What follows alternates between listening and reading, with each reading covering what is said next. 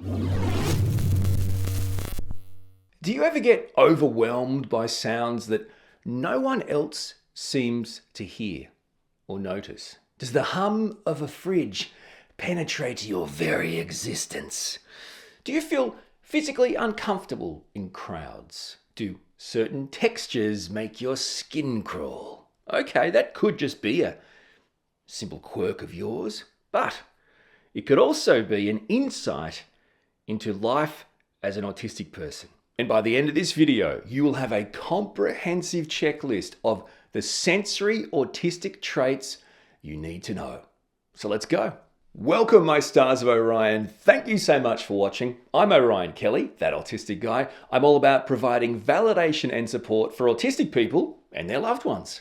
We are zeroing in on sensory traits, those intense, often invisible experiences that autistic adults go through every day. Now, you might recognize some of these in yourself or someone you love, care about. No, these sensory traits are common in autistic people, but are often misunderstood, downplayed, or in many cases, completely missed. Trait number one, let's talk about sensory hangovers. So that feeling of being completely wiped out after being in noisy, crowded, sensory overwhelming spaces. That's what I like to call a sensory hangover.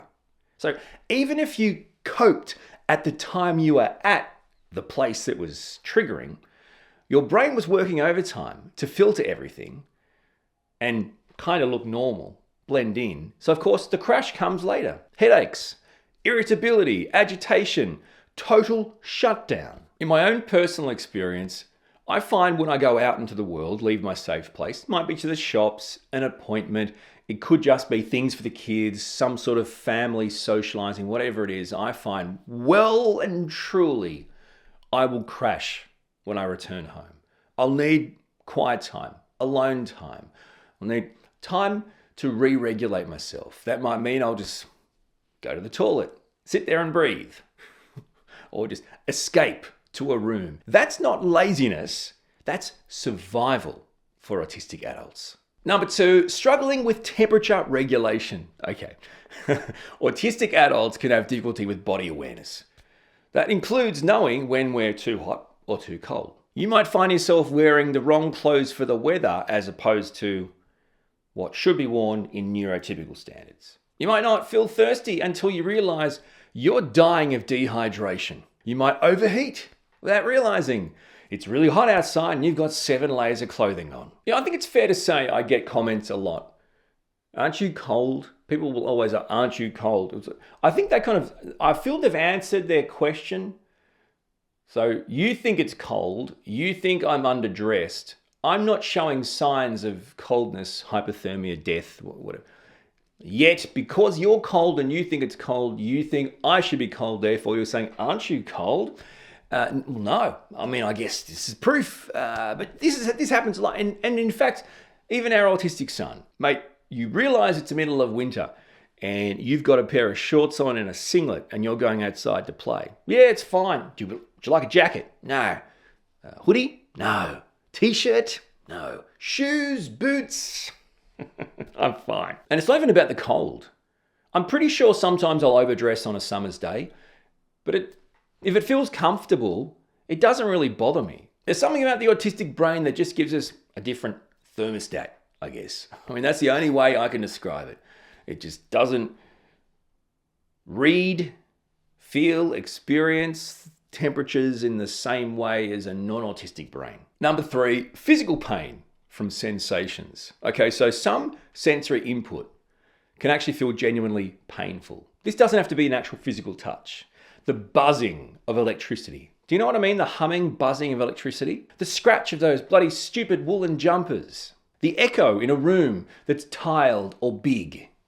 It's often background noise to most people. For us though, it's completely impossible to ignore and can have a really big impact. And given I've got an autistic kid, I think it's important to note, even when I was a kid going to school in the early 1930s, they gotta think that's true though. What? He what? It's not true. It's a joke. But how dare you thinking it's real by looking at me? Anyway, the jumpers haven't changed. They're still putting kids in Australia. They're still putting kids in scratchy woolen jumpers. Really? Really? We can't, you just can't get your basic cotton hoodie material. Do we really have to have scratchy woolen jumpers? I mean, what are we looking at? 100 years of the same jumper? And this is what I'm talking about with physical pain. Okay, so yeah, it feels a bit yuck. Maybe many people hate them. Oh, I don't want to wear that. Okay, but for autistic people, it doesn't just feel a bit yuck or a bit scratchy. It's that constant sensation, that triggering sensory sensation that does fill your body with pain, the feeling of pain. So this is something, how does a kid, a neurotypical kid, focus at school with constant physical pain, let alone an autistic child who's forced to wear something that makes them feel agitated and then fills them with pain while they're trying to focus and learn? It doesn't. Gagging from certain food textures, sensory trait number 4. So some textures, instant gag reflex. Something about a food that when you put it in your mouth, it makes you, for me, it's pumpkin. I mean, I could be totally fine with the smell or the flavor, like in pumpkin soup. No worries at all. But when the actual texture of cooked pumpkin hits my mouth, I gag. Full stop. Every time. Can't do it, won't do it, don't make me do it, please. Sensory autistic trait number 5. Strong reactions to smells or tastes. I talk about this a lot. Peas. I can't eat peas because of the smell. The smell of peas hits me in a way, it completely freaks out my brain. Disgust, rejection, utter hate, no. Even thinking about certain smells or textures genuinely makes me feel yuck. It's not a choice, by the way. This is a visceral reaction. If I smell or think about the smell of peas, it makes me feel like yuck in the gut. It's weird, I get it, but it's a thing. I actually love mint flavor. You know, mint flavor ice cream, milkshakes, that kind of stuff, chewing gum. I remember once there was this choc mint milkshake new and available at a shop or something, and I got to have that. Right, so I went and got it, and then as I went to drink it, this particular choc mint milkshake smelt to me like peas. And the instant reaction from smelling it, my brain said, "They're peas, yuck." And I couldn't drink it. Now, I've had many chocolate mint ice creams and milkshakes since. I'm just saying in that particular moment, that particular smell of that particular choc mint milkshake provided this absolutely disproportionate reaction where even just thinking about it now, I'm disgusted by the smell and the feeling of it, just looking at it. Auditory flooding is trait number 6. Now this happens when all the sounds in your environment seem to blend together. Your brain can't separate them. Does that make sense? You're flooded with auditory stimuli. So for example, let's say you're at a cafe or a restaurant. So maybe you're there talking to someone, but your brain is also hearing everything else, in essence, equally. So if it's a cafe, the machine making the coffees, there's background music, other people are eating, cutlery and drinking and sipping, having their own conversations. It's absolutely just about impossible to focus, to speak, to be present. You're just flooded. You drown in sounds. By the way, if neurotypical people were drowning, in most cases, someone would go to save them, whether it's a lifeguard, emergency services. Right? So autistic people are drowning as a result of auditory flooding. We're literally in environments where we are drowning alive from all the different things coming at us. And what would you say would be the main things that are provided to us to not drown in that situation? Yeah, that's right. That's the answer. Good one. You did it. The answer is nothing. Sensory trait number 7. Let's talk about light sensitivity. You could also talk about photophobia. Okay, so we're talking about bright lights, especially artificial ones, but really bright lights of any kind can be overstimulating or painful. Sunlight can be really bad. Some autistic adults have to wear sunglasses even indoors. and will actually avoid places like shopping centers, the kind of places you would expect to have really harsh lighting. It actually can be, it's a phobia, just mention it, but it's actually a really hard thing to navigate as an autistic person. Clothing sensitivity, trait number 8. Some fabrics, so itchy. Some fabrics are tight. The seams touch you. The tags rub on you. The collars are stiff. This collar's too flippy floppy. In my experience, the bottom line is if clothes feel wrong, and it doesn't happen the same every day, but if they feel wrong that day, it ruins the day. You become agitated and distracted, frankly angry, because the texture is doing something to your skin. I mean, it's not uncommon for me to have to change clothes multiple times before I even get to leave the house. In fact, to stay in the house before anything can feel right. I'm a grown man. And building on that, cutting tags off everything. Trait number 9. Maybe you avoid clothes that have tags entirely. Maybe you cut them off as soon as you get them. The second you get home, the first thing you do is cut off those tags. It doesn't matter how soft they say it is. If you can feel it, it's gone. This is the issue with tags. Some clothing do like they print it on the material, and that's a win for me early on, but then as you wash it, it starts to kind of lift off and that rubs. So then that's a loss. It's really tricky. These tags, they have to come up with a better system for tags.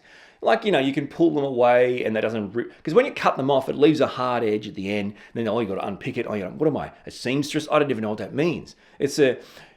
People don't actually acknowledge that, oh wow, Ryan, so sorry about the tags. It's like there's a giant insect on the back of your neck. I also find that cutting tags off everything is really helpful for my body image, because if I put something on and it feels really tight, I'm not going to say, I think I've put on some weight.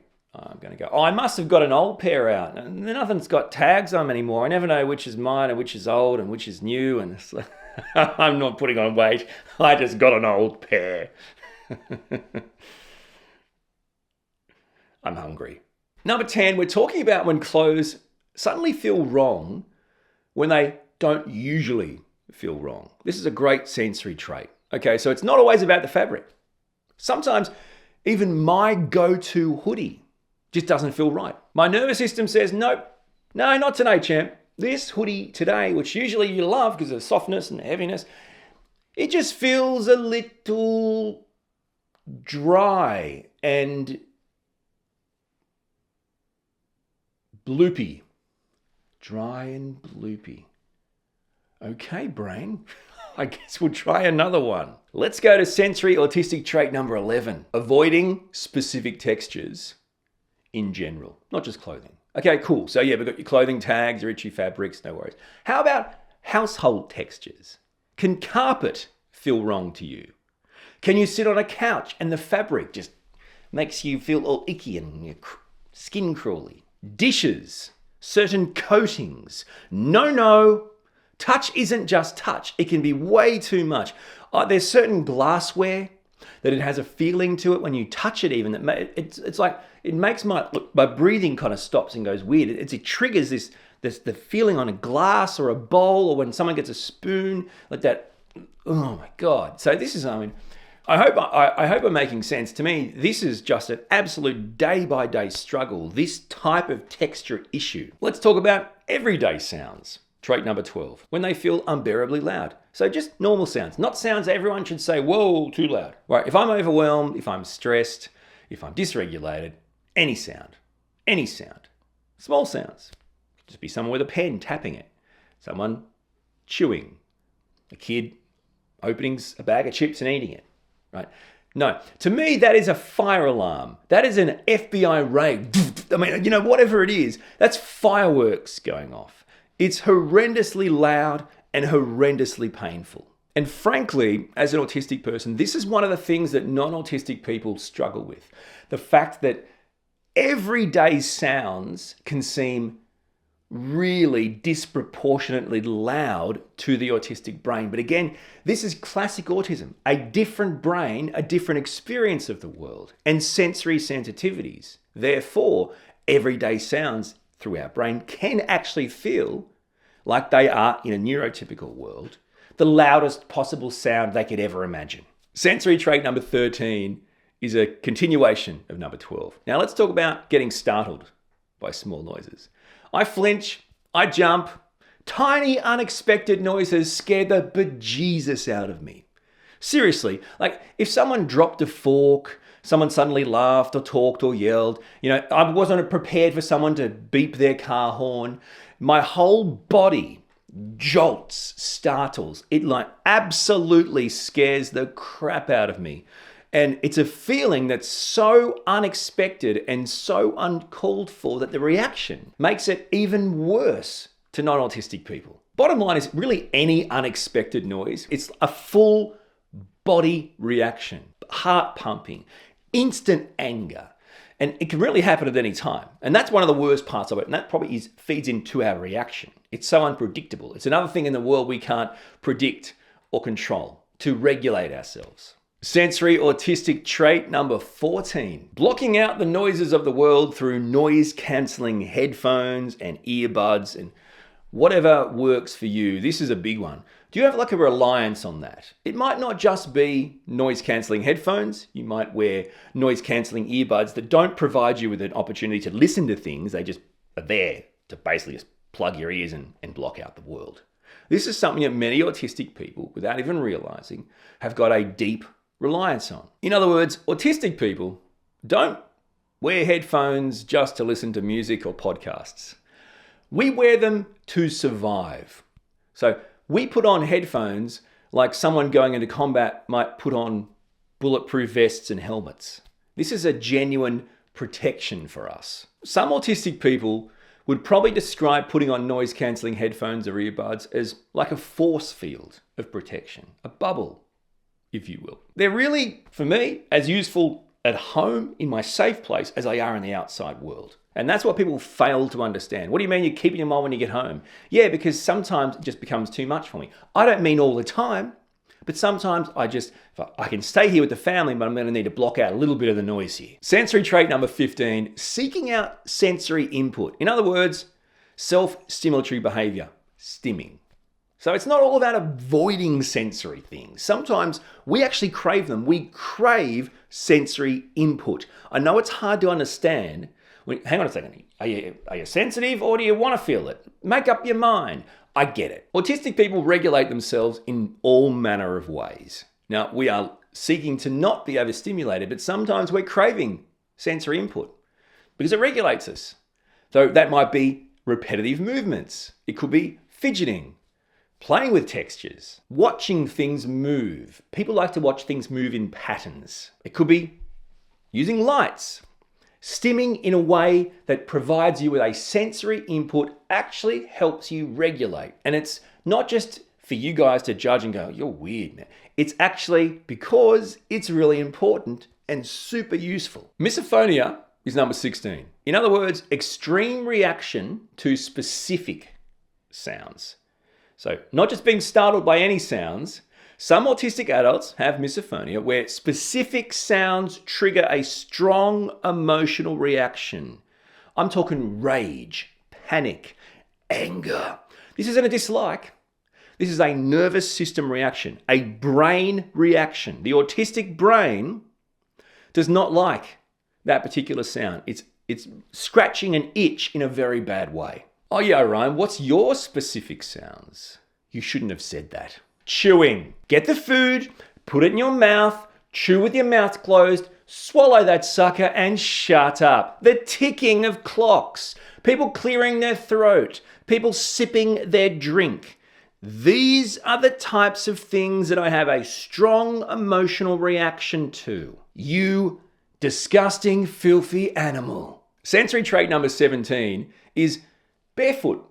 Not a big fan of shoes. Or maybe you like to be barefoot on certain surfaces. Yeah, it can be specific, but it's actually quite common. Walking bare feet on certain floors or surfaces, stick with me. It's unbearable. It's uncomfortable. But others, it is the only option. I know, I get it. It's weird. It's complicated. It's confusing. Some surfaces, be that tiles, grass, sand, some autistic people may find that completely unbearable to be barefoot, okay? But it's not about the dirt or the sand or the coldness of the tile. It's the sensory feedback, the sensory input, where others like me very rarely put on shoes. I pretty much walk around the house always with just bare feet or socks. But if I leave the house, I have to put on shoes. Conversely, my 11-year-old autistic son never puts on shoes. And when he wants to go play outside in the backyard, he'll go barefoot. Sometimes he'll put on socks, even though he knows it's wet out there. So that would be a nightmare to me.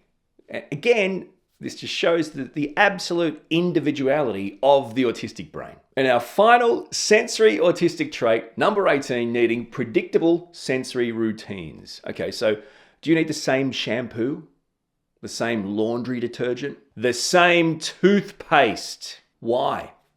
Well, they all smell different. So if you're going to change it on me, that's going to be a new texture. That's going to be a new taste.